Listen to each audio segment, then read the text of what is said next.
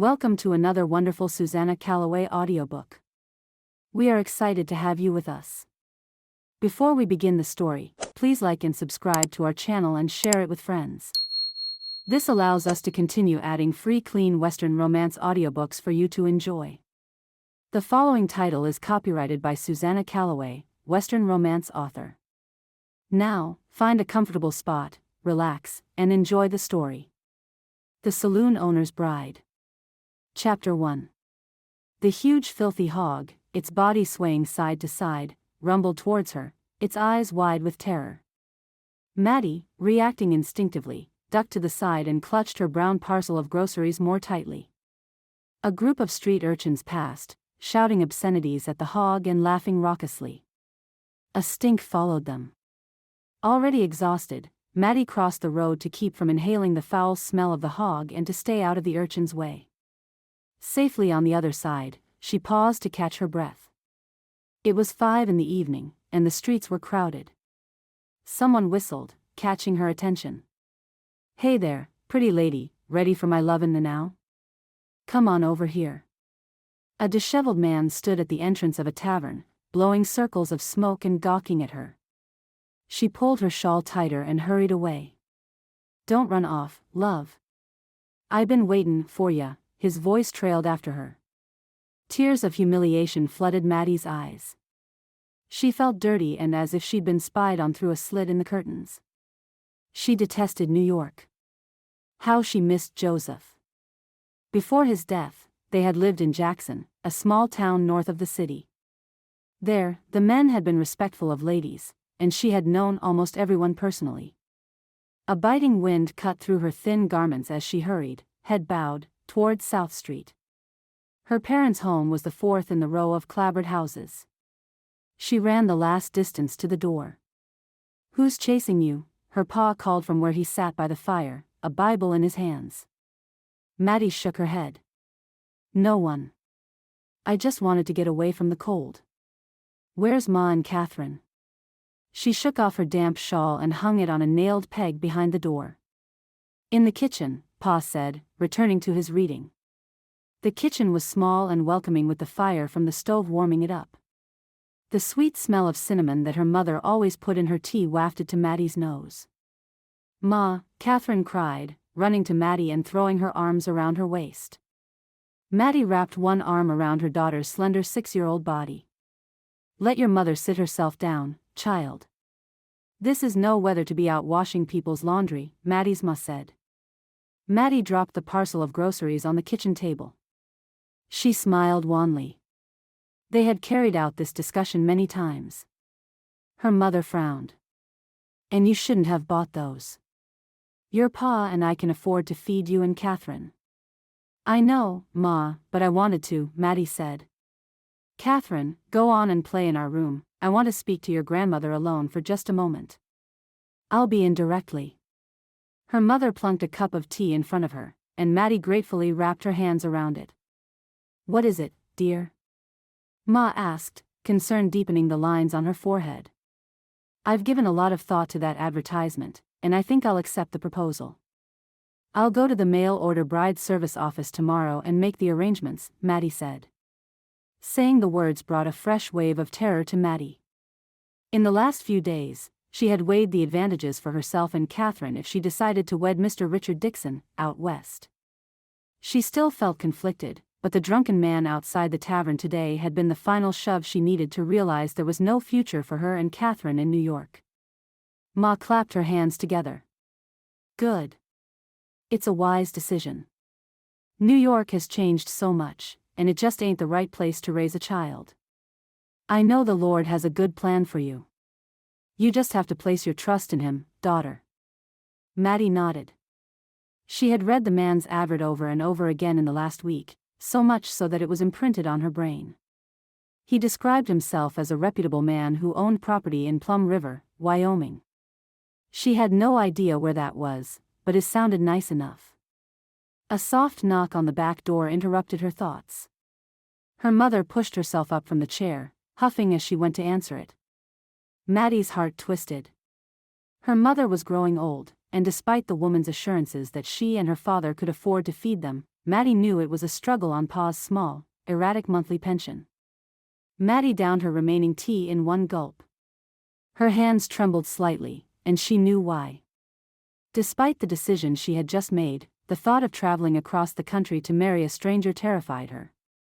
So many questions whirled in her mind. Was he kind? Was he a good Christian man? Was he honest? Ma returned a few minutes later, a grin on her face. "The Lord sure works in miraculous ways," she said, her watery blue eyes twinkling. That was Mrs. Moore, from next door. She has an aging aunt staying with her who doesn't want to return to her own home. Says it's too lonely. Mrs. Moore doesn't have the space for her to stay permanently. You know she minds her grandchildren. Anyway, she thought to ask me if I can take on her aunt as a boarder. Her aunt won't have a problem paying as her husband left her a goodly amount of funds. I told her I'd speak with your pa, and we'll go and meet the lady tomorrow." Mattie's eyes widened. "You won't mind living with a stranger?" "She won't be a stranger for long, now, will she?" Ma quipped. "Besides, I could do with the company now that you and Catherine will be leaving. You know your pa ain't the most talkative of people." However, the most important reasons sat between them, unspoken. The woman's rent would come in handy. Mighty handy, considering they'd lose the small wage Mattie brought in. If there were any lingering doubts as to whether she and Catherine should go to Wyoming, the decision had just been made. Mattie prayed it was the right thing to do. She rubbed her tight forehead. A headache was beginning to form. Her gaze met her mother's. "I'm frightened," she said softly. "I know you are," her ma replied in a soothing voice. But fear never got anyone anywhere. Chapter 2. Towns and cities merged into one as the train snaked its way towards the west. Mattie's eyes ached, but her restless mind would not allow her to sleep. She pushed back the few strands of hair resting on Catherine's forehead, grateful that her daughter had fallen asleep. The last 5 days had been too much for Catherine, the fascination of being on a train having worn off long before. "Plum River Depot," the train conductor shouted, striding into the car. Mattie's insides tightened. She gently shook Catherine awake. Rubbing her eyes, Catherine turned her still sleepy eyes to her. "We're here, Catherine," Mattie said, hoping her voice sounded reassuring. "Listen, the train is slowing down." The wheels grated and squealed on the tracks as the train prepared to stop. Fishing a comb from her handbag, Mattie ran it through Catherine's wild curls and then her own, readying their hair in ribbons. Their clothing was wrinkled, but there was nothing to be done for it as they had already changed clothes thrice. "Let's go, little one," Mattie said to the now wide-awake girl as the train came to a screeching halt, and the doors were opened. Her heart pounding, Mattie stepped down onto the platform and into a violent gust of wind. She held Catherine's hand tightly and bowed her head to protect her face from a cloud of dust. When it cleared, she looked up to a towering giant of a man, who was peering down at her before his eyes switched to Catherine. He wore no hat, and his mass of brown hair blew in the wind. "Miss Simpson?" he asked, his voice guttural. Mattie's heart flipped. She had pictured him as a nondescript, pleasant-looking man. The man who stood before her was ruggedly handsome, his brown eyes intense as they probed her face. "Yes, that is me, and this here is my daughter, Catherine Simpson," Mattie said, her voice not as strong as she would have wished it to be. His face broke into a smile that completely disarmed her. "Well," he bellowed. "It is a pleasure to meet you. I'm Richard Dixon, and you ladies are welcome to Plum River. Call me Richard." Mattie flashed him a genuine smile. Warmth swirled through her at his enthusiastic reception. "Thank you, Richard," Mattie said, surprised at her own reaction to this man she was meeting for the first time. She followed him to the baggage car where he easily carried their 2 cases in his large hands. Mattie held Catherine's hand as they left the depot and turned to the left. "I have booked you ladies a room at the boarding house," Richard told them. "Thank you," Mattie said with a smile. "That was very thoughtful of you." He glanced at her sideways, and with a grin, he led the way up the steps of a wooden structure. He rang the bell and waited. "Are they here, a woman's voice called out before the door opened completely, revealing a short, smiling middle-aged woman, her head covered by a white bonnet. "They are here, Mrs. Rudolph." Richard beamed. "Come in, my dears," the cheery woman said. "I'll show you to your room. Peter will bring in your luggage. I'll wait for you here while you freshen up, and then I can take you to see my home," Richard said. Mattie nodded and followed Mrs. Rudolph into a small hallway and up a flight of wooden stairs. "Your room is on the second floor," she said. "Mr. Richard insisted you were to have the best room available." A lightness filled Mattie's limbs as Mrs. Rudolph opened the first door to the left of the landing. Mattie had made the right decision in accepting Richard Dixon's proposal. She just knew it. "Now, my dears, make yourselves at home," Mrs. Rudolph continued in a jolly way. "There are some pleasant people in the house if you feel sociable, which I doubt after your long trip." There was laughter in her voice. "Thank you so kindly. Catherine and I will be very comfortable here." Mattie waited for the door to shut behind them before looking around. Light flooded the room from a window that looked out to a swift-flowing stream. "Ma, is this where we'll sleep?" Catherine asked. "Yes, do you like it?" Catherine solemnly took in the large bed, the chest of drawers and basin, and then nodded. Relief flooded Mattie. She had prayed Catherine would take to their new life. "I do like it," Catherine said and lit the room with her smile. "We need to wash up. Mr. Dixon is waiting for us," Mattie told her, opening up one of their cases to pull out fresh clothes. "Will you marry him, Ma?" Catherine asked, bouncing on the bed. Mattie's belly fluttered. "Let's get to know him first, shall we?" "I like him," Catherine declared, and Mattie laughed. "I like him, too." 10 minutes later, after a quick cleanup and a change of clothes, Mattie and Catherine made their way down the stairs. A fresh wave of pleasure hit Mattie as she took in his muscular frame leaning against the door. "Can I hold your hand, Missy?" he asked Catherine, and she immediately let go of Mattie's hand and took Richard's. To Mattie, he held out his elbow, and she tucked her hand in. "I reckon you'll grow to love Plum River," he said. "The folks here are simple and most are all right. A little persnickety, maybe, but that's expected as it's a small town." "You know everyone in Plum River?" Mattie asked. "More or less," Richard said. "Mind you, I didn't say I was friendly with all folk," he added with a boisterous laugh. "I used to live in a small town before Catherine and I moved to New York," Mattie told him. "I'm sure we'll grow to love it here."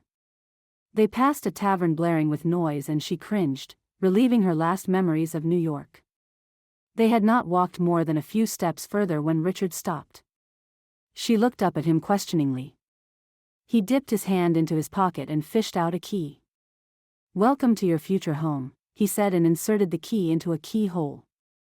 Mattie's jaw dropped. She looked at the tavern entrance, only a few steps from where she stood and then back at Richard. "You live here?" she croaked. "Yes, isn't it convenient? Right on Main Street and real close to my business." Chapter 3. Mattie followed Richard through the door, her mind numb. A tavern? How could he live next to a tavern and be all right with it? Mattie's insides trembled. She did not want Catherine growing up next to a tavern. All sorts of people frequented such establishments. "Welcome." Richard beamed. Mattie stood in the center of what was clearly a front room, with comfortable-looking chairs arranged around a fireplace. Her mind refused to take in the details of the room. "Come this way. I know ladies usually have their heads in the kitchen." "I have a surprise for you too, Missy," Richard boomed. The kitchen was a good size with a table centrally placed and a good work top near the cook stove. Richard pushed open the back door and beckoned Catherine to follow him. A gust of wind rushed in as Mattie followed them out. To Mattie's surprise, a garden plot filled the backyard, brimming with pole beans, carrots, and cabbages. Between each row of plants was a footpath. It looked so neat and pleasing, in contrast to the front of the house, that Mattie's spirits lifted. She stepped outside with them. Relieved, She saw that Richard had put up wooden planks as a sort of short fencing to separate his backyard from the tavern and the store on the other side. "Now come along. I want you to meet some people," Richard said. "Who?" Catherine asked, following at his heels. He opened a chicken coop, and Catherine peered in. "That there, the dark brown one, is the leader," Richard said to Catherine, his voice soft. "Do you want to give him a name?" "Yes," she shrieked with childish excitement. "Can we call him Moses? Like the Moses from the Bible?" "Moses, it is," Richard said. Mattie brushed away her tears. Her heart swelled with pleasure at Catherine's sweet laughter. She took several more steps to get a view of the end of the garden. A swishing noise reached her ears. She saw it then. The wide, full stream, with moss-covered boulders dotting the stream's path. As though pulled by the water, Mattie moved until she stood at the very edge of the yard. The water was clear, and she could see the smoothness of the rocks underneath. She let out a soft sigh of relief. With the fencing, Catherine would be safe. "Where in tarnation is everyone?" a voice called from the doorway. Mattie jumped at the scratchy voice coming from the kitchen. Richard heard it, too, for he took Catherine's hand and led her back to the house. "That would be Flo," he told Mattie without further explanation. Stepping into the kitchen, Mattie came to an abrupt halt at the sight of the woman who stood there, bearing a covered dish. Her cheeks were heavily rouged, and her mouth looked as though it had been dipped in blood. Mattie lowered her eyes unwittingly to the woman's generously exposed cleavage. "This here is Flo," Richard said, seemingly not bothered by the woman's attire. He took the dish from her and placed it on the table and then proceeded to arrange 3 plates on the table. "She has worked for me right from the beginning." Mattie's head spun. She quickly put 2 and 2 together. The tavern. Richard owned the tavern. Her legs turned to jelly. What had she done? "Are you all right, dear? Come and sit yourself down." Flo placed an arm around Mattie.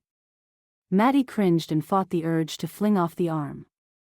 Stiffly, she lowered herself to the wooden chair. "Oh, dear Lord, help me." Mattie wanted to cover her eyes and disappear. Instead, she kept her gaze focused on the wall. "I'll be next door if you need me," Flo said. "I know we're going to be good friends." Mattie shut her eyes and swallowed. "Please, help yourself to the victuals," Richard said. "I know I'm hungry, and I imagine you are, too." "Did she cook this?" Mattie asked. Richard let out a bellow of laughter. "Flo, cook." He wiped off a stray tear from the corner of his eye. "Flo has been a godsend, but she can't cook to save anyone's life.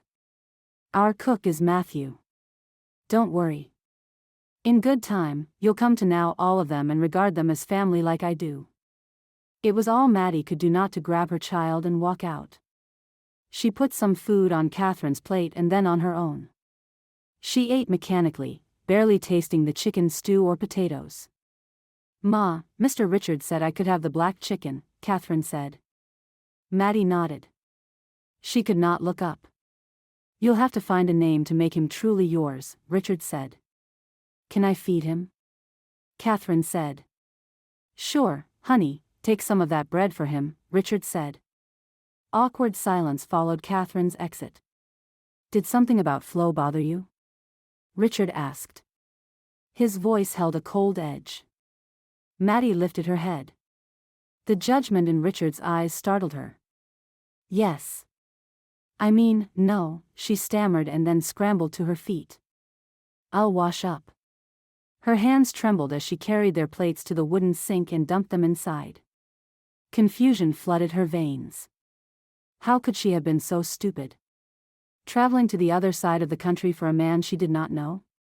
How could God have allowed her to make such a mistake? She couldn't possibly marry a tavern owner. Mattie's tears blinded her as the sound of plates clanking against each other filled the room. Which religious man ran a tavern and employed the likes of Flo to work for him? Mattie felt as though she had fallen into an abyss of sin. "Mattie?" Richard stood. She stiffened when he came to stand by her side. Sometimes people don't choose where they work or how they earn a living. Flo, like all the people who work for me, is a hard worker and only out to put bread on her table. How she chooses to go about that is no one's business but her own. He did not wait for Mattie's reply. The sound of the front door softly shutting told her he had left. Her cheeks burned as shame filled her, and she hung her head. Chapter 4. The lunchtime crowd had thinned as Richard helped Flo wipe down the tables. "Your missus seems nice," Flo said conversationally. Richard straightened his body and smiled. "I hope so. And her little girl is just lovable," Flo said. But something continued to bother him. Mattie's reaction when she first saw Flo. He frowned. Mattie had seemed so nice and quick to laugh, and he found it difficult to believe she could judge Flo, who was the kindest-hearted human being he had ever met. "Shame you had to get a bride all the way from the east when I'm right under your nose," Flo teased. Richard laughed. "You're too young for me," he teased back. Flo was at least 10 years older than he was, though looking at her, one could be forgiven for thinking her 10 years younger. Flo grew solemn. "Do right by them, Richard," she said, dabbing a finger at his chest. He nodded. "I intend to." He excused himself and left, satisfied that everything was in order. He opened the front door of his place softly, suspecting Mattie and Catherine were asleep. He tiptoed in. Catherine was stretched out on the long davenport, her mother slumped at the end, her face covered by her wavy hair. Gently, he pushed aside the strands covering her face and stood there soaking in her beauty. She had a heart-shaped face, framed by the most glorious untamed mass of black hair. His heart skipped a beat as he took in her full mouth and soft skin. She chose that moment to wake up. At first, she appeared startled as she looked up at him, and then her muscles relaxed, and she smiled at him in a way that melted his insides. He stepped back and sank into a chair. She stretched as a cat did, in no apparent hurry and unconscious of her fine figure that no dress could hide. "That felt good," she said, favoring him with another smile. "I'm sorry. I forgot to show you a guest room where you and Catherine could have napped," Richard said, speaking quietly. "That's all right," Mattie said, waving a slim hand. "We were comfortable right here." Anxiety gripped his heart. He had told Flo with brimming confidence that he would do right by Mattie and Catherine. But what if she didn't want to marry him? What if she had changed her mind because of his business? "You seem very thoughtful," she said in a sweet voice that pierced his heart. He laughed at himself. He was being foolish. If she had changed her mind, she wouldn't be as friendly as she was. "The wind's gone down," Richard said. "Do you fancy a walk around town when Catherine wakes up?" "I'd like that very much." It occurred to Richard that he probably smelled of smoke and food. He excused himself to wash up. When he returned, dressed in a clean white shirt, he was pleased to see the look of appreciation on Mattie's face. "Good morning, young lady," he said to Catherine. She giggled. "It's not morning, Mr. Richard." "You're right. It's evening, and I want to take you and your ma for a walk." Clusters of birds flew home as the weak sun disappeared behind the horizon, casting fiery red dye through the skies. Richard chuckled. He had never paid much attention to the color of the skies before. He held out his elbow. Mattie promptly tucked her hand in. "Do you think you'll like it here?" he asked as they turned down Main Street. His breath sat suspended as he waited for her answer. "I already like it. I'm partial to small towns. This reminds me of Jackson Town. It's where my late husband and I lived before he passed on," Mattie said. "What happened to him?" Joseph asked. He kept his eye on Catherine, who was skipping a few steps ahead of them. Plum River was relatively safe, but best to be cautious, he always said. Joseph was breaking out a stallion he had purchased. It got a fright and ran wild, throwing him out of the saddle. His leg got caught in the stirrup, and the animal dragged him for miles. He couldn't be saved. She clearly was trying to speak in a matter-of-fact voice, but tinges of sadness betrayed her. He squeezed her hand. "I'm very sorry you and Catherine had to go through that," he said. It was the Lord's will, she answered simply. The silence that fell between them was comfortable. They walked on, and then she asked him a question. What have you? Have you ever married? No, I haven't. It has never been the right time, he confessed. Now I understand why. I was waiting for you and Catherine. When I saw you at the depot, I knew then that you were right for me. Mattie was silent, and Richard felt a stab of disappointment. He had expected some form of encouragement to his heartfelt declaration. Is that the church? She asked, pointing to the wooden building that stood on a hill. Yes, it was one of the first structures to come up in Plum River, Richard said. He proceeded to tell her other historical information about the town. Every so often, he searched Mattie's face for traces of her thoughts about him. Mrs. Anderson, a thin stick of a woman with a permanent frown, stepped out of the church as they passed, shutting the wooden door with a loud bang when she caught sight of him. God have mercy, the woman mumbled as she shuffled by, only pausing to throw him a dirty glance. He felt Mattie stiffen beside him. He wanted to assure her that Mrs. Anderson was not worth getting upset over, she was the town's busybody. Before he could say anything, Mattie spoke. I'd like to turn back now, she said, her voice icy. Chapter 5. The house has never been as clean as it is today. Mattie whirled around, a huge smile on her face. She sucked in a breath at the sight of Richard, who was gazing at her as though she were a surprise gift. I enjoy cleaning, she admitted, her gaze faltering only slightly under his intense stare. Where's Catherine? He asked, his brow creased with concern. Come and see. Mattie beckoned him to the sink where she stood. He followed her gaze, and his face crinkled into a smile. She's made a friend. Catherine was running around the yard with Rachel, the girl from next door at the general store. She was 6 years old, the same as Catherine, with a plump body and eyes that twinkled with mischief. Mattie just prayed that her mischief wouldn't get Catherine into trouble. She has, Mattie said, chuckling. I got quite a fright when I heard another voice, only to find a sweet girl Catherine's age. Her name's Rachel, I believe. The Browns' youngest. Yes, she's from next door. She told me her folks own the general store. Mattie's eyes sparkled at the memory of trying to figure out how Rachel had come to be in the backyard. She squeezed herself through a tiny hole barely big enough for a cat. Richard threw his head back and laughed. I'm glad Catherine has someone to play with. I've prepared lunch for us, Mattie said. I thought I smelled something delicious. He inhaled appreciatively. Mattie laughed. She took the pot of steamed vegetables, fried chicken, and potatoes from the oven to the work counter. The plates were already on the table. One of our chickens? It gratified Mattie that he referred to the chicken as theirs. Yes, Mattie said. Catherine was not too pleased, but I did choose the one she hadn't named. It was all right of me, wasn't it? To cook it? She knew she'd taken a risk, slaughtering one of his chickens, but she hadn't wanted to go into the tavern to ask him. It was all right, he assured her. Mattie spooned their lunch onto plates, heaping a healthy portion for Richard. He was clearly a man who enjoyed his food, and she was glad she had always loved to cook, picking up new recipes whenever she could. Rachel went on home, but she said I could go to her house later. Can I, Mama? Please? Catherine came in saying. Yes, why not? Now wash up for lunch.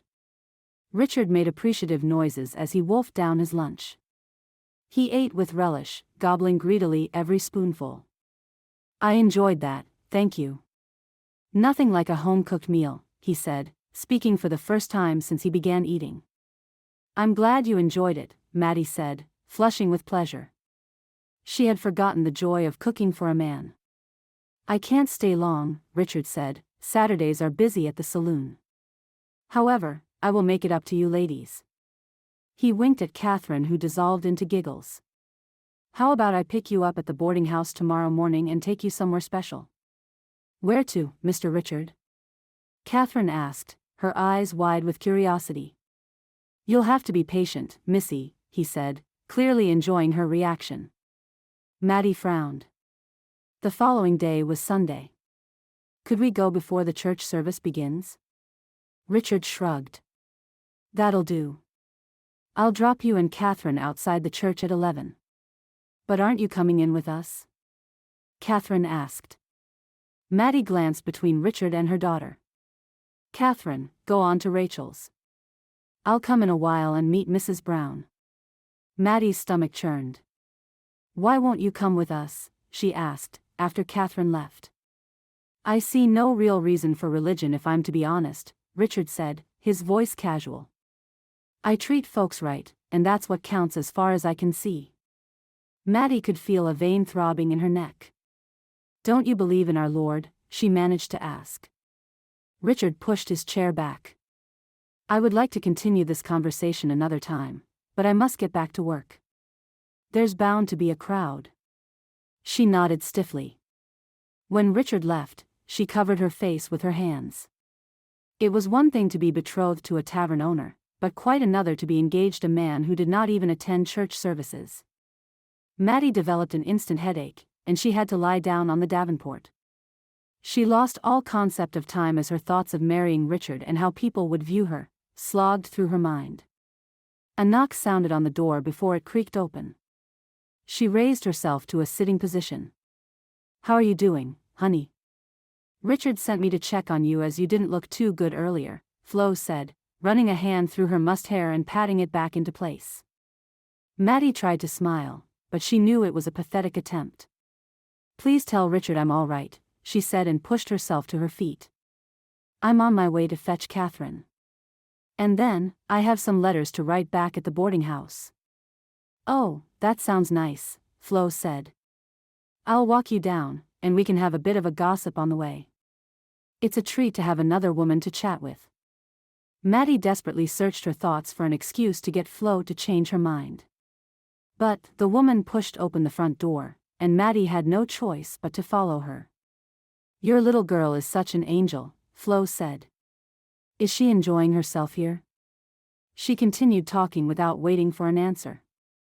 I bet it's difficult for you, honey, leaving all your family behind? Her unexpected kind words brought tears to Mattie's eyes. Something stuck in her throat.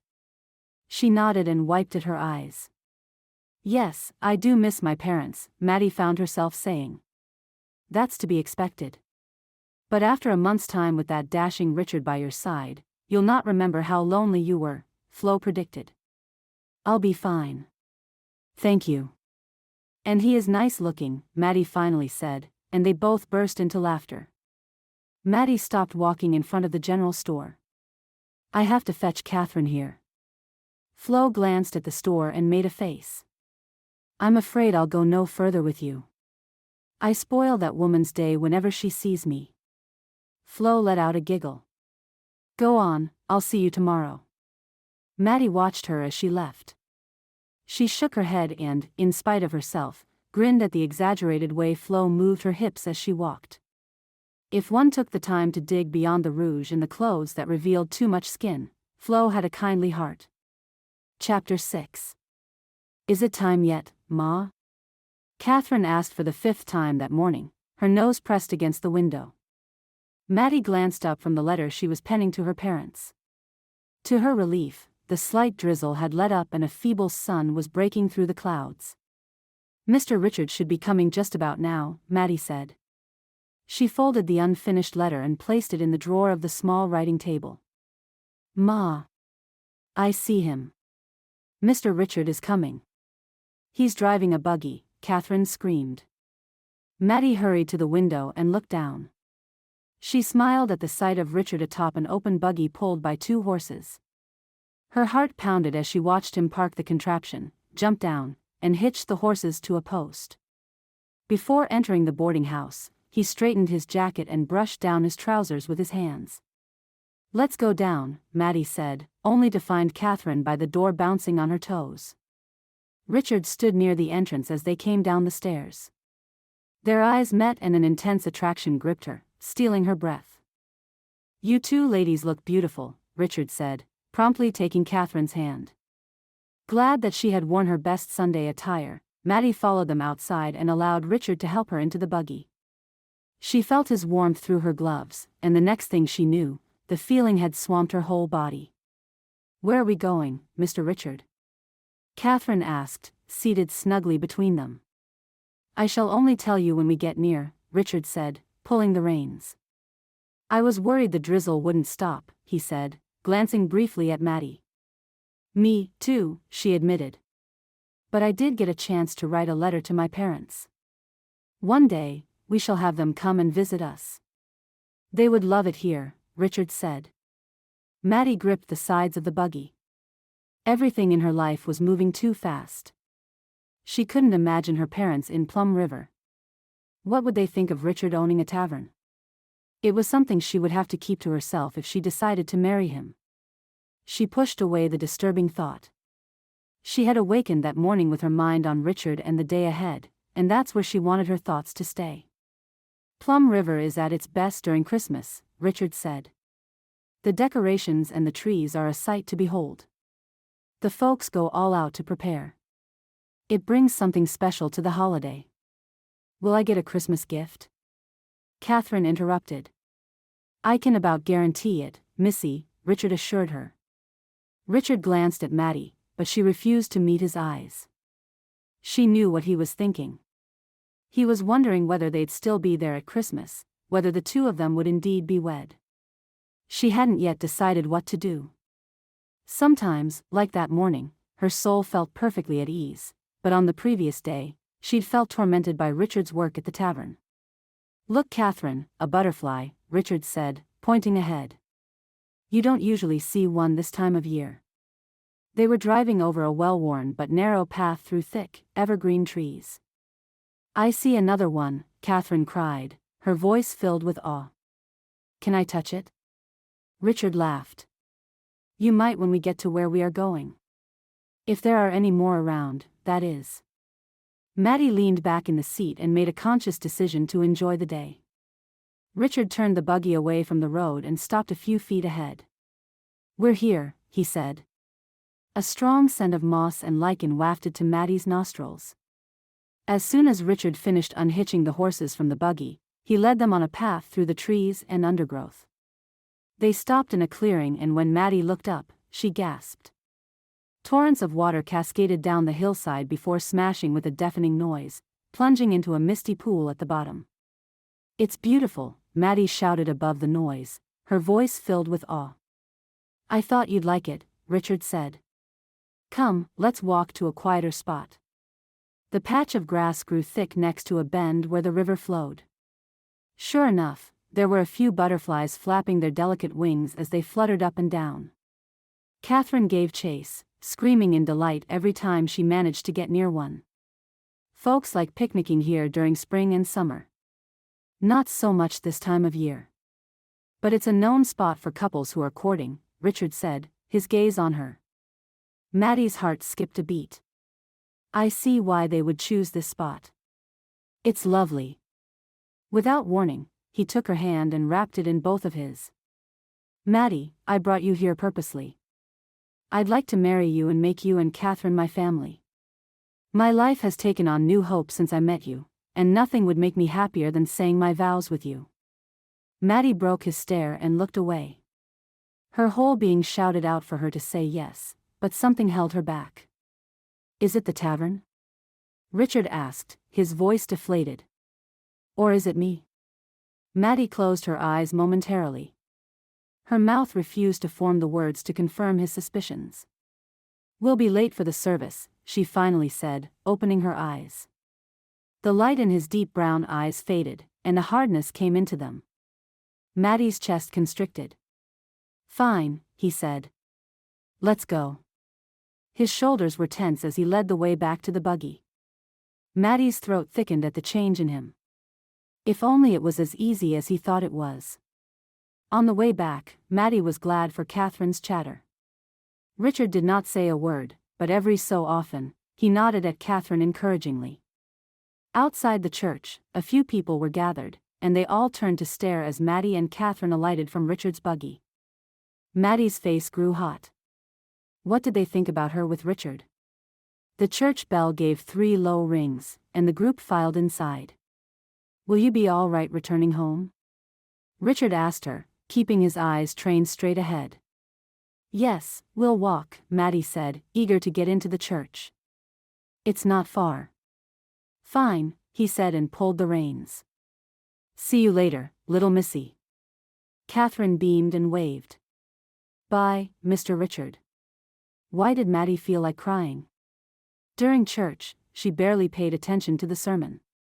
Her head was filled with the image of Richard's eyes after he had opened his heart to her.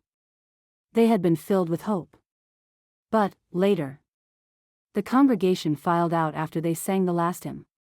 Mattie clutched Catherine's hand and hurried outside. Excuse me. With dread, Mattie stopped and turned to the voice.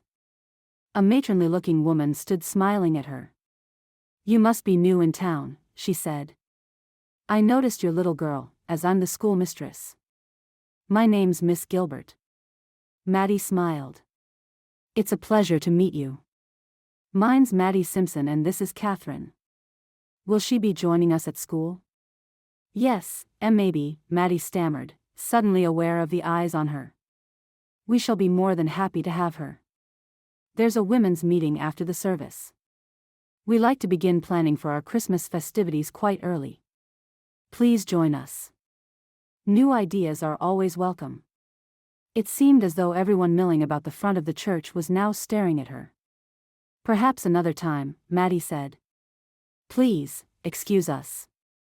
She only noticed the drops of rain when they were well away from the church. With every second that passed, the rain grew heavier. Mattie increased her pace.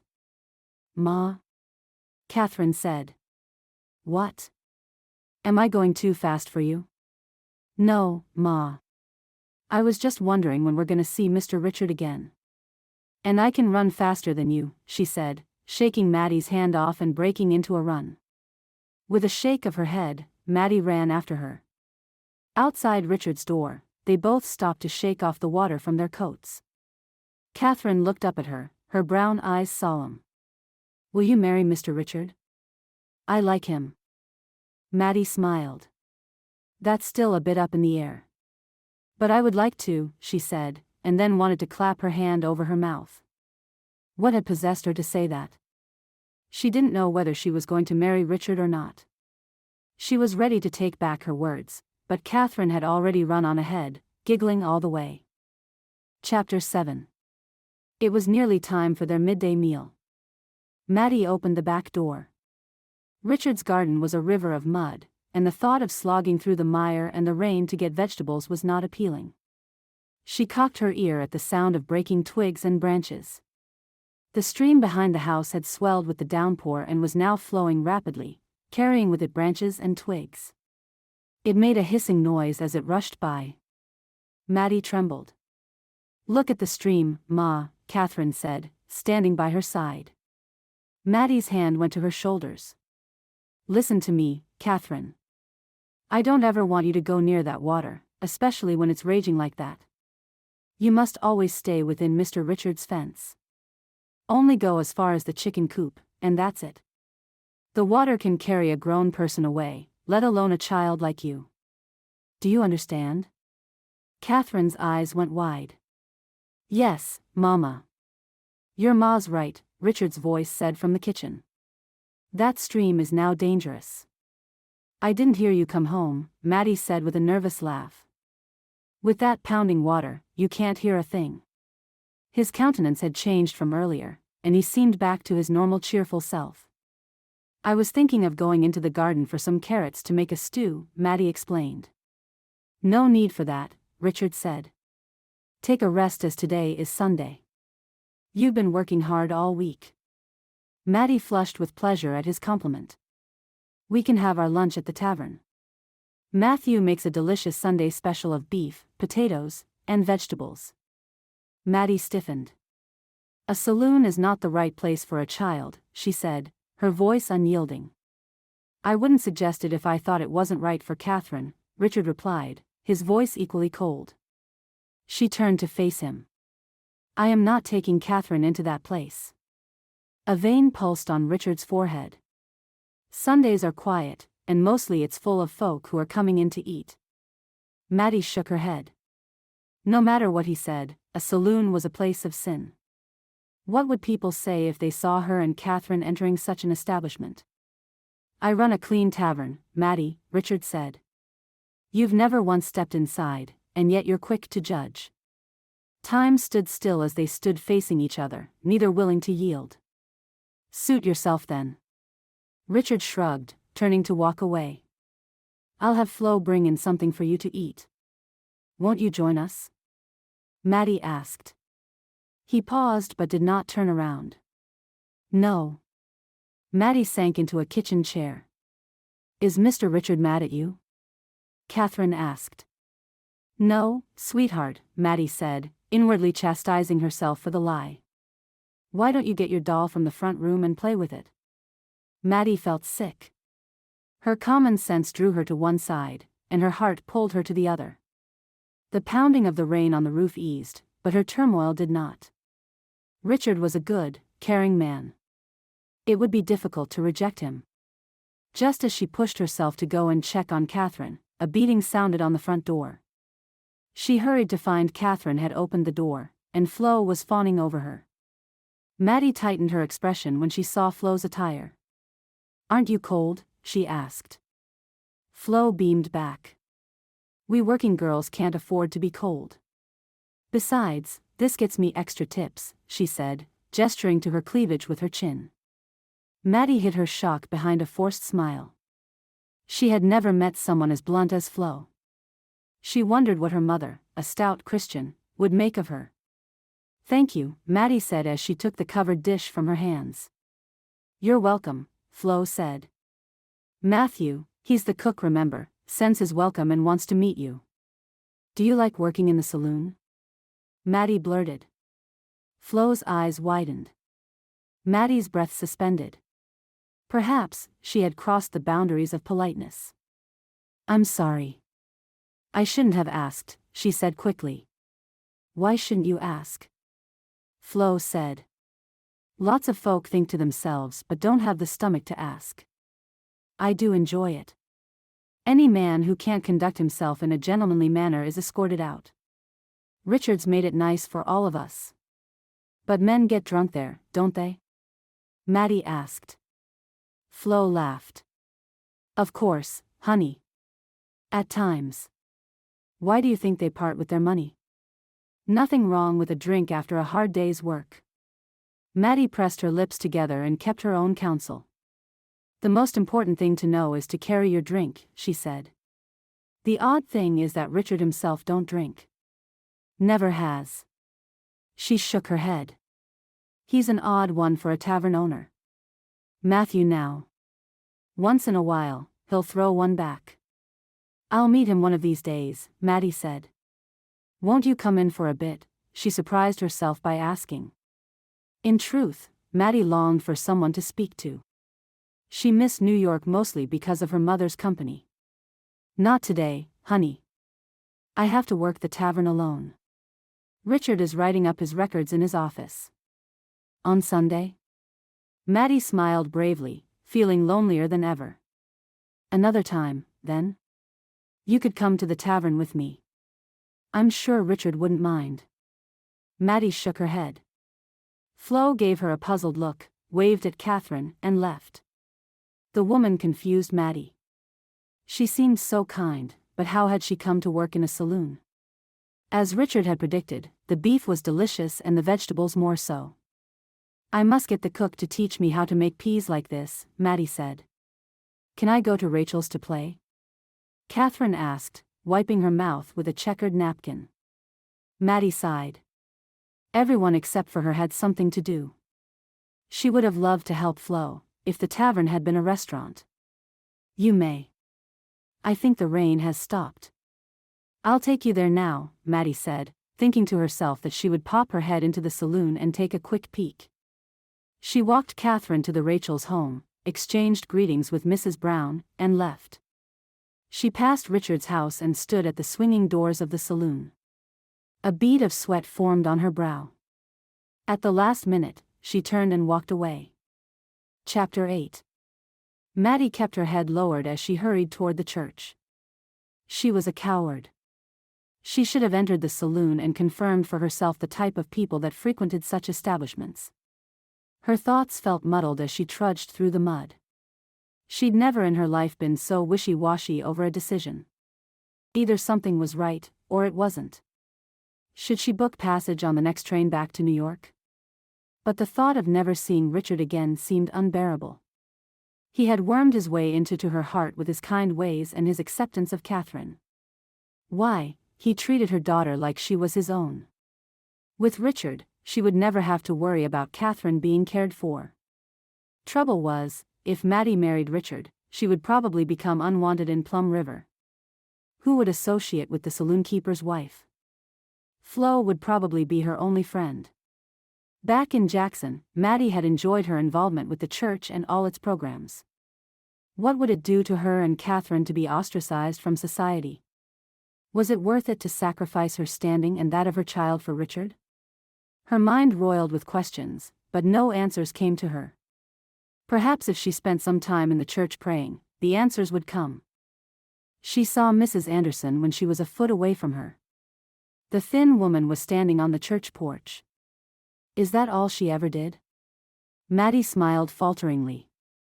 The older woman wore a pinched expression as she looked Mattie up and down. Good day to you, Mrs. Anderson, Mattie said. It will be a good day indeed when there's no more drinks sold in Plum River, the woman barked, her eyes glistening with passion.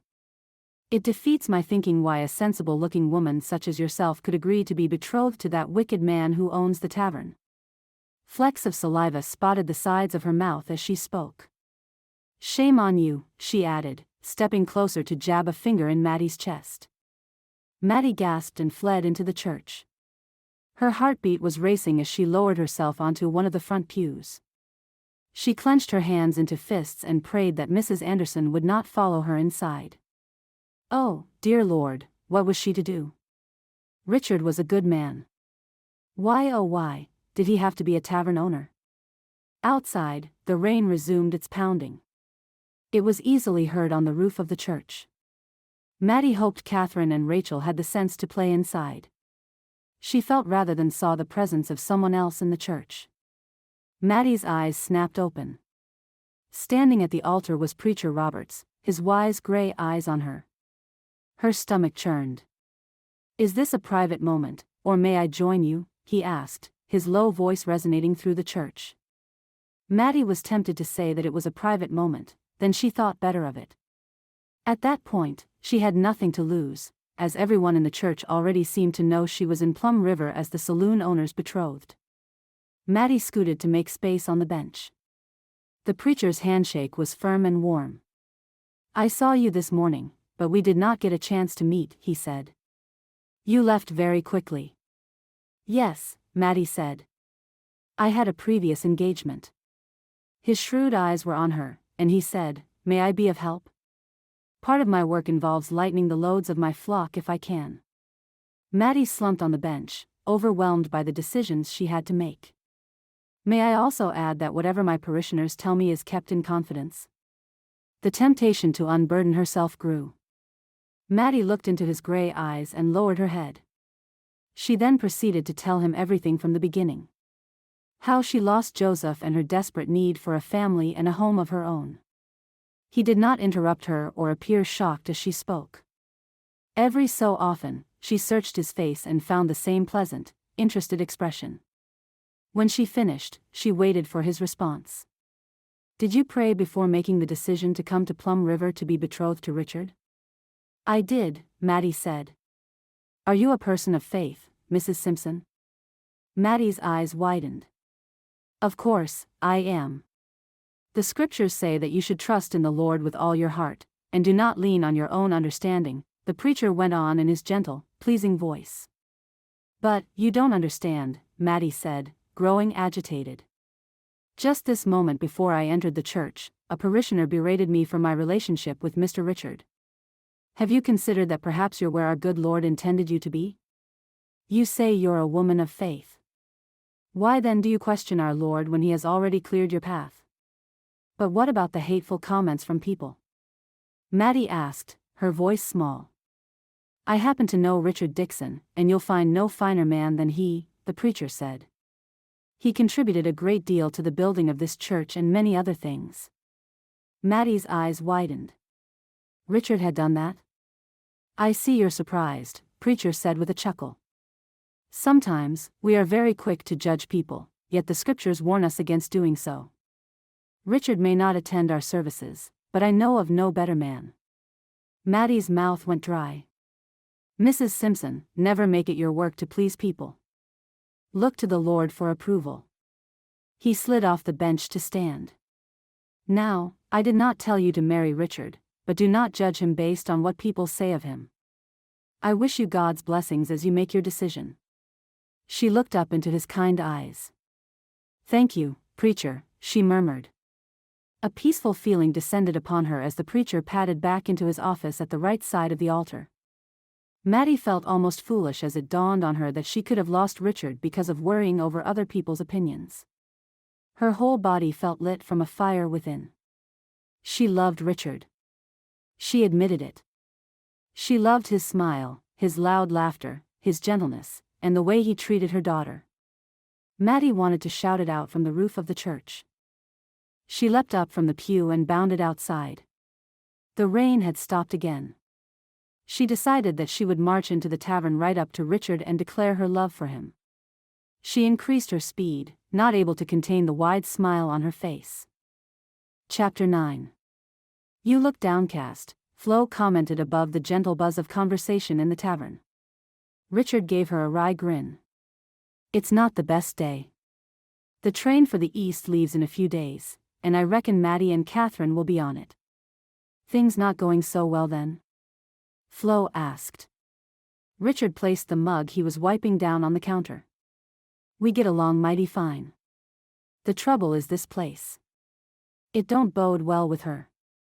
She believes a Christian person shouldn't get married to a tavern owner. I think the townsfolk's attitude bothers her as well. Flo's nostrils flared. I like Miss Mattie well enough, but the truth is I can't abide by holier-than-thou people. I'm surprised. I never figured her for one of those. He hadn't either when he'd met her. If she can't see what a fine gentleman you are, then it's her loss. She can go back to the east and good riddance. Richard went still. But she can leave that sweet child of hers behind, Flo added. Catherine has sneaked her way into my heart, too, he said, and then thought to himself, and so has her mother. He thought he heard a child's voice from outside. Did you just hear someone call my name? Was that Catherine? He asked Flo. Catherine's voice came again, this time closer. Richard sprinted to the door and pushed it open. Mr. Richard, please help. What is it? Catherine grabbed his hand and yanked him toward his house. He ran beside her. Rachel fell in the stream, Catherine cried. I told her that Ma said we weren't to play there. Richard cursed under his breath. He ran to the house and around to the back. The stream was now rushing downstream. He thought frantically. Rachel would have been in his backyard. He stamped over the garden, anxiously peering down the river. He saw the child then, further downstream, clutching onto a broken branch. Her head bopped up and down with the gushing water. The branch she clung to appeared stuck where the main stream ended. After that, the water led to a waterfall of sharp rocks. Go and tell Flo. Without a second thought, Richard hurdled the short fence, kicked off his boots, and plunged into the icy cold water. Hold on, Rachel. I'm coming, he hollered, knowing she'd likely not hear him over the howling of the water. His right foot caught on something, and he tumbled into the water. Fighting the current to get to his feet again, Richard strained to see the girl. He grabbed onto a protruding rock and balanced himself as he fought his way deeper into the freezing water. Rachel's head was still visible. As he neared her, he heard her whimper. Richard fought against the current, using all his strength to get to the child, and in a minute that felt like hours, he was beside her. I've got you, honey. I got you, Richard said, grabbing her small, trembling body to his. He struggled back to the edge of the stream. Hero, someone cried from above the bank. Oh, Rachel, came the voice of Mrs. Brown. Richard allowed himself to collapse on the bank with the girl still in his arms. He could hear the crowd chanting above him, but he paid no mind. His focus was totally on the child. "Are you all right?" he asked Rachel. "Just breathe, honey. Just breathe." The girl blubbered and began to sob. "Mr. Richard." Richard looked up at Mrs. Brown. She was muddy, and her dress was torn from scrambling over the fence. She knelt beside them. Tears streamed down her face. She snatched up Rachel and rocked her back and forth. "You saved my girl. My dear child. Thank you," she cried. "I don't know what I would have done if Rachel had drowned." Richard shook his head. "Anyone would have done it." The townsfolk came forward, pushing over the fence. They approached him one at a time. "You are a good man," the man who owned the apothecary said. "Good on you," the man from the livery added, clapping Richard hard on his shoulder. Richard's body shook from the cold. "Richard." Mattie's voice cut through the crowd, as she rushed to him. "Are you all right? I heard what happened." "I'm fine, Mattie. I need to change out of these wet clothes." "Where's Catherine?" he asked as he struggled to his feet, weighted down by his wet clothes. "I'm here, Mr. Richard," Catherine said from behind her mother's skirts. Mattie took his arm firmly and guided him through the crowd. As they walked, he received more praise from people. He nodded in response. "Run ahead, Catherine, and get some warm blankets from Mr. Richard's room," Mattie instructed, and Catherine broke into a run. "What were those girls thinking, playing near the stream?"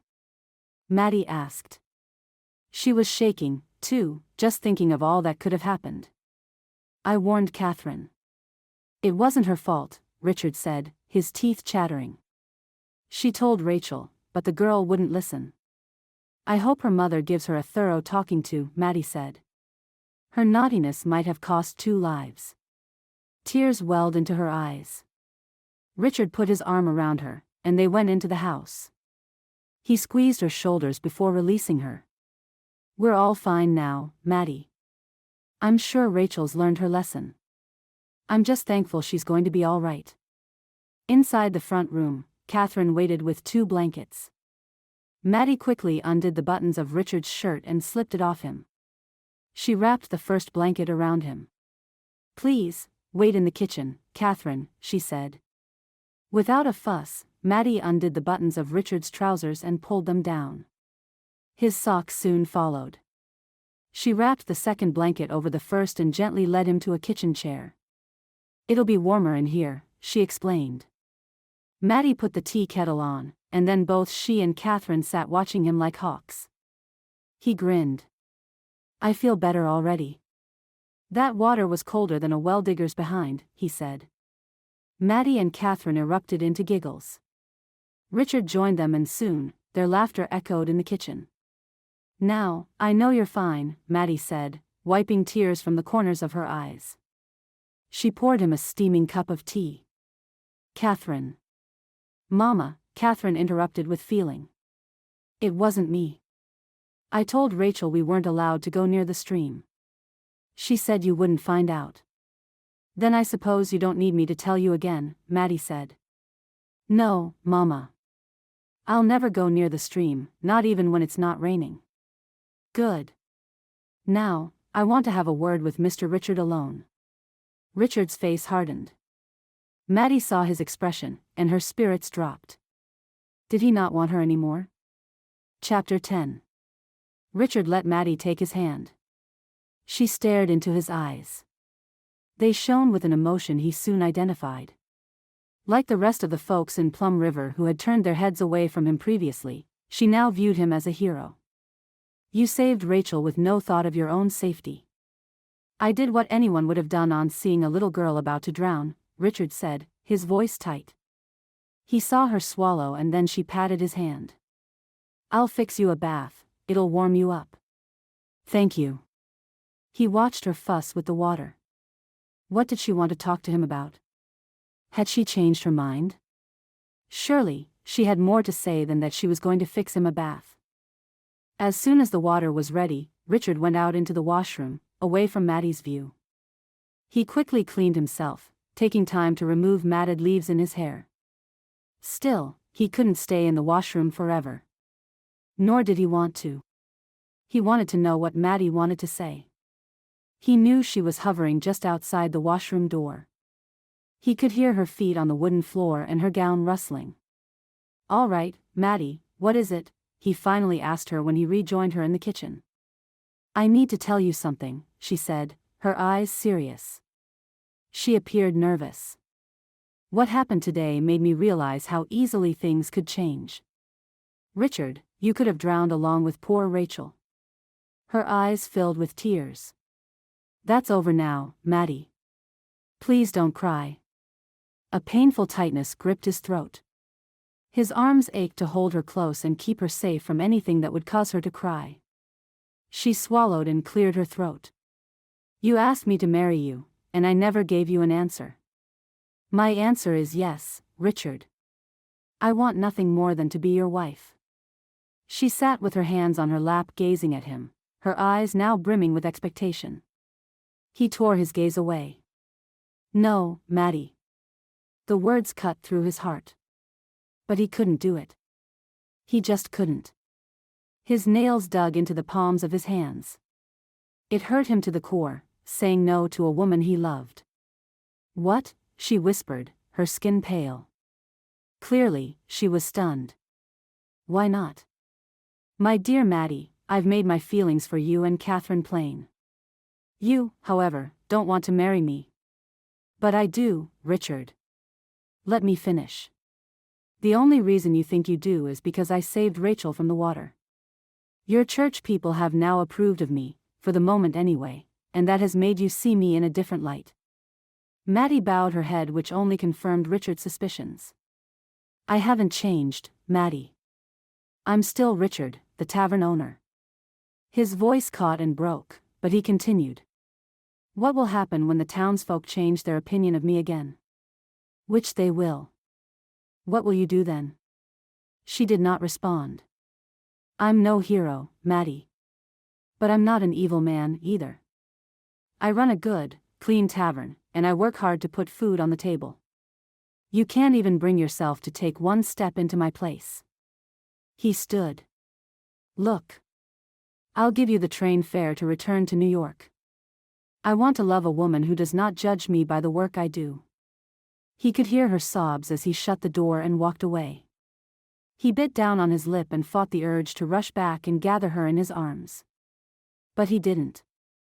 It was better this way. "Are you crying, Ma?" Mattie wiped her tears with the sleeve of her blouse. "No, sweetheart, something entered my eye. Can we go and see Rachel?" She looked really sick. "Yes, we shall. I'll just clean up, and we can go." In the washroom, Mattie splashed cold water on her face. Her chest ached as though she had suffered a physical injury. She was furious with herself. She had judged Richard just as he had said she did. She would lose a good person because of her own lack of mercy and wisdom. "Are you ready?" Catherine asked her. Yes. If only she could lie down and sleep a while. Maybe when she woke up, the last hour would be a bad dream. A bell tinkled as they entered the general store. Mr. Brown, his spectacles low on the bridge of his nose, stood alone at the counter. "Mrs. Simpson," he exclaimed when he saw her. "How is Mr. Richard? What a fine man he is. As soon as Rachel feels better, we must have the three of you for supper. It would be an honor to share a table with him." Nausea rose in Mattie's throat. What hypocrisy. Just a day earlier, he'd barely managed to say hello to her when she brought Catherine over to play. "We've come to see if Rachel is all right. She's upstairs with the doctor and her mother. She's running a fever, but Doc says she should be all right. Can we go up?" "Yes, of course," he said, waving his hands. The Browns' living quarters were up a narrow flight of stairs. There was no one in the parlor. Catherine went on ahead and dashed into one of the chambers. Mrs. Brown soon came out, her brow creased with lines of worry. Is she all right? Mattie asked, going to her side. It was the chill of the water, you see, Mrs. Brown said. The doctor said the next couple of days will determine how she'll recover. He fears she may contract pneumonia from the ordeal. We'll pray for her, Mattie said. Rachel has a strong body. Surely, that will help in fighting away illness. Yes, I suppose so, Mrs. Brown said. How is Mr. Richard? He's fine. He was truly amazing, Mrs. Brown said. Mr. Brown and I plan on having our supper at the tavern next Sunday. As she spoke, Mattie saw clearly how Richard had interpreted her own actions and words. Shame filled her. She couldn't blame him for turning her down. A hollow emptiness crept over her. Was there nothing she could say or do that would change his mind? She bit her lower lip to stop herself from crying. Soon, she would be on her way back to New York. She supposed her parents would allow her and Catherine to sleep in the parlor while they found a place of their own. Chapter 11. The walls were closing in on him as the Browns fawned over him. After checking in on Rachel, Richard wanted to flee, but the two of them wouldn't let him leave. He nursed a cup of tea and listened with one ear to Mr. Brown droning on about how Plum River needed more fine folk like him. The store bell rang downstairs. Please excuse me, Mr. Richard, Mr. Brown said. Yes, of course, and please do call me Richard. Yes, of course, the man said and finally left. Richard sat, waiting for Mrs. Brown to return from checking on Rachel so he could beg his leave. He was worried about the girl. The fever she developed had only abated slightly. Being in the cold water for such a young one could cause all sorts of problems. He heard someone coming up the stairs, and he braced himself for another round of praise. His heart skipped a beat when Mattie and Catherine appeared. Catherine ran to him and threw her small body against him. Richard's heart swelled. He teared up at the thought of never seeing her again. He could bear it if they were remaining in Plum River, but he knew they were leaving. Hadn't he been the one who'd insisted on it? Hadn't he been the one who'd purchased their passage back to New York? Catherine. How I've missed you, Richard said into her thick hair. I've missed you too, Pa. Richard froze. His gaze flew to Mattie. She stared at her daughter.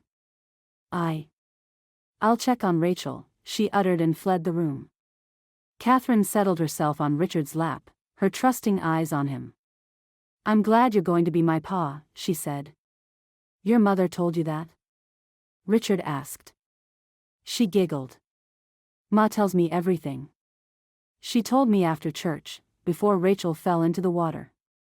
Mr. Richard, can we go for a ride again in your buggy? Richard gazed at her sweet face and could not utter the words that would surely break her heart. Her mother would tell her soon that they were leaving. We'll see when. Now, why don't you go check on your friend while I return to work? Say goodbye to Mrs. Brown and your ma for me. Richard trudged down the stairs with a heavy heart. He was glad Mr. Brown was busy counting out change for a customer when he passed through the store. He hurried out before the man could detain him further. Richard felt restless all day, and he gladly shut and locked the door when the last customer left. He had not eaten anything that day. His stomach growled, but eating held no appeal. He kept imagining Mattie packing up their cases.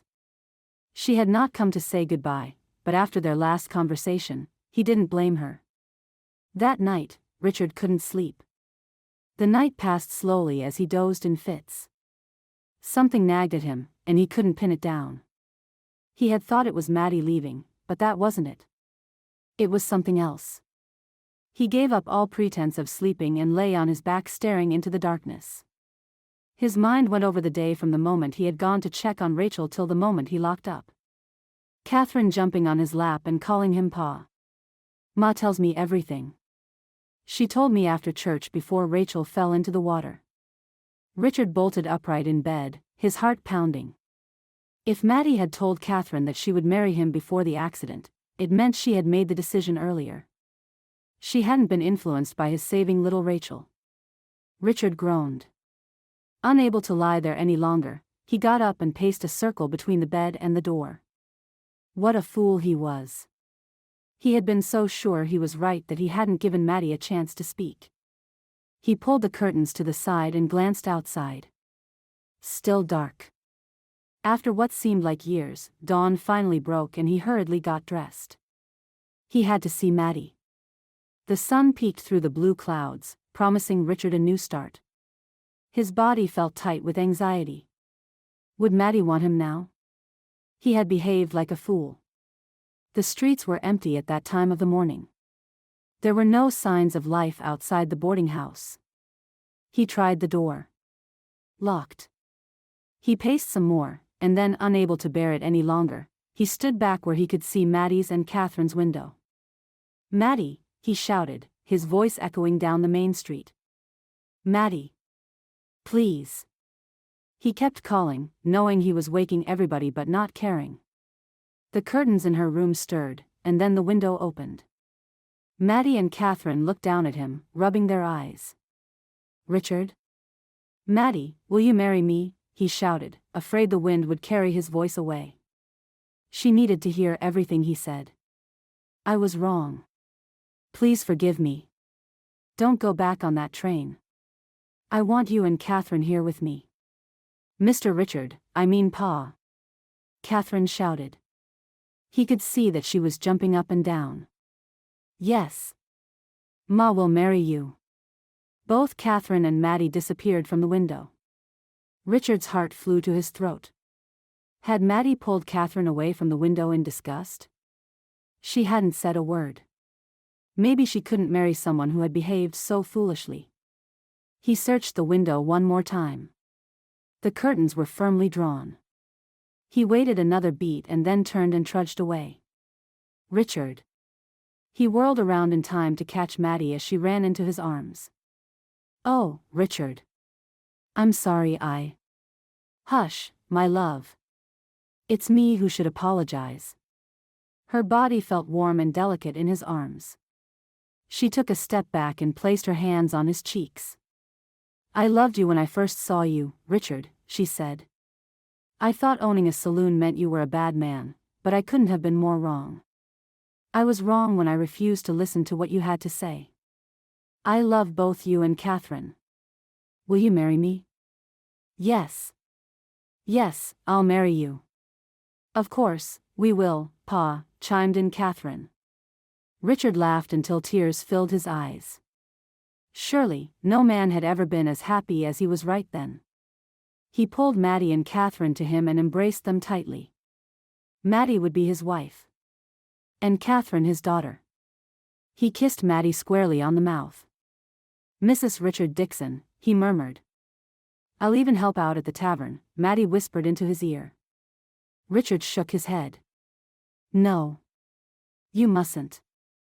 Mattie, we must both be free to be ourselves."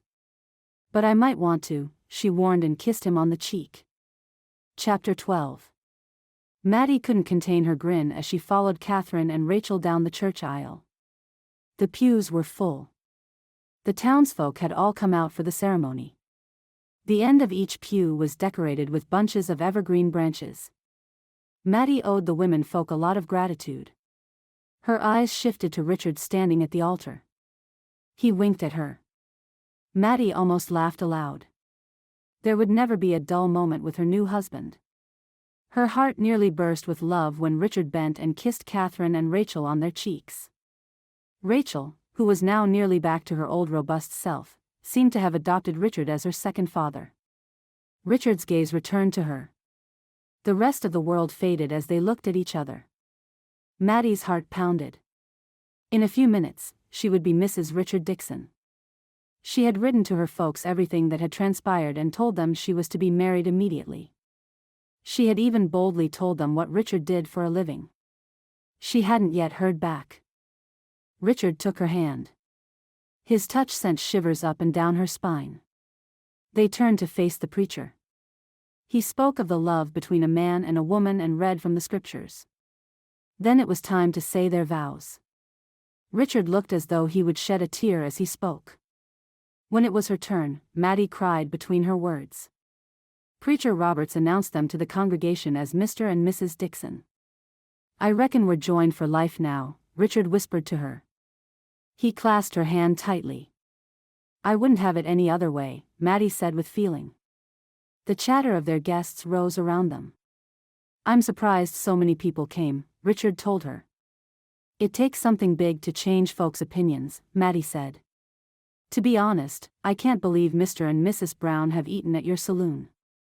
Ah, they had a good time and seemed to enjoy chatting with Flo. Richard laughed.